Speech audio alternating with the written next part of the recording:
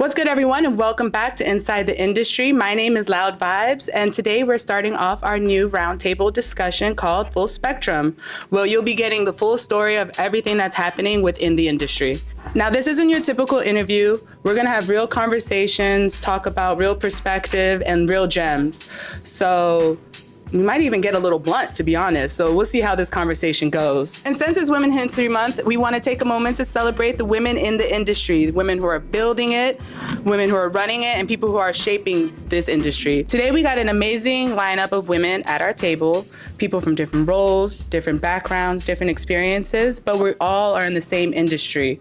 And before we get into that conversation, please like and subscribe and turn on your notifications, because there'll definitely be some more episodes coming up.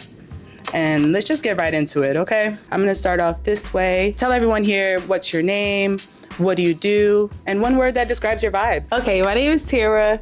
I am regional manager and also buyer for Nirvana Center dispensary in the Baltimore region.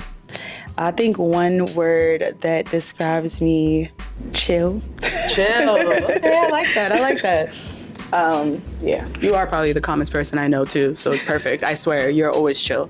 I love that. Thank you. My name is Jarilyn, like Jarilyn from Maryland. I am the community marketing manager at Summit Wellness, and one word to describe me, I would say is energetic. Spot on. I love that. Well, hi, everybody. My name is Gina. I am with ReLeaf. I am the regional sales manager for ReLeaf. One word that would describe me, I would say, is passionate. Hi, my name is Melissa. I work for Peake ReLeaf, and I am the community engagement coordinator for the marketing team. And I would use a word to describe my vibe would be like colorful. Hey, I am also at Peake ReLeaf. My name is Juliana, and I'm the general manager there. And one word to describe me would be Jersey. Jersey. That's what I heard. I was like, wait, you just named the whole state. Yeah. We're getting creative here. I don't know if we medicated, but we got real creative real fast. I like this. I like this a lot. So what I really love is that everyone here came from a different path, different background, and somehow found their way back into cannabis or into cannabis. So let's just get into this conversation and talk about what kind of got you into cannabis. So something I want to ask everyone at this table is, what made you get into cannabis and how did you go about it?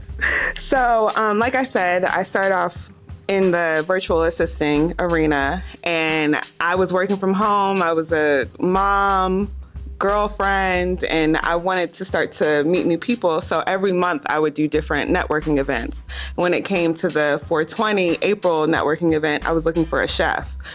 And it would be people who don't smoke, who don't know cannabis. In my opinion, the way I did, I was already a patient. So I catered my own 420 event. Then people started asking me like, oh, can you make me this? Can you make me that? So then I started making small batch edibles. And I got to a point where I felt like I knew what was missing in the industry. And then when I would go into the dispensary, it was like, well, I don't necessarily know. So from that point, I was like, I want to be in corporate cannabis and not street cannabis.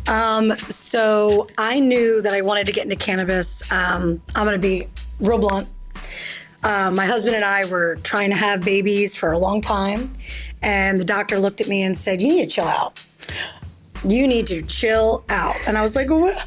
I'm not drinking, I'm not smoking, I'm not doing anything. And she goes, you need to like get high and have fun again with your husband. And I was like, all right. So we got high one night and drank like a $300 bottle of wine, and twins. Okay. Twins. It's a secret. It might not be the secret, but it definitely helped. But then from that moment, like, you know, as a mom, you know, you kind of have to justify your vices, right? Because now you're raising these humans and, you know, what would they think? And how are people judging me as a mom? And it saved my life. It saved my life. And, you know, having two at the same time, did I feed them? What's going on, and the stress of it.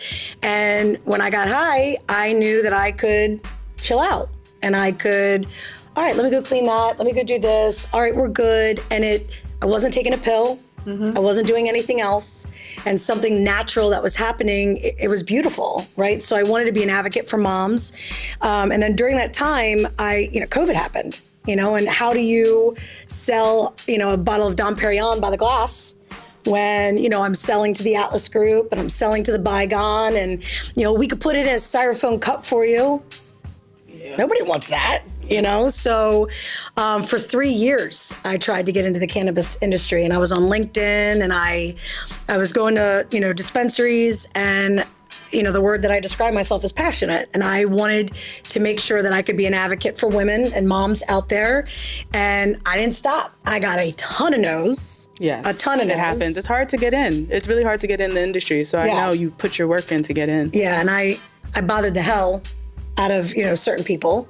And when the opportunity finally came, I looked at them and I said, there is no other person that you should hire. And I grabbed it.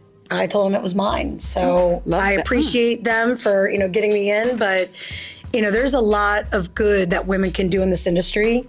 And everyone needs to let us have our own platforms. And I think once you get there, hone in on it and don't stop. I just applied to Peake when they first opened up, so back in 2018. And surprisingly, they did hire me because I messed up in an interview. Didn't go dressed up professional or anything. So they hired me as a budtender, and then honestly, I just worked my way up to lead manager, and then assistant manager, and now I'm general manager. And I've been 4 years general manager, and with Peake 8 years now. So it's been a journey, and I'm just really looking forward to what's to come with the new dispensary and all that. I was still working at a private school, and I wanted to. I tried working at a hemp place. It didn't really work out. And then somebody recommended me Peake ReLeaf, that they knew that worked there, a family member. So they're like, oh, let me talk to them. And I got recommended in.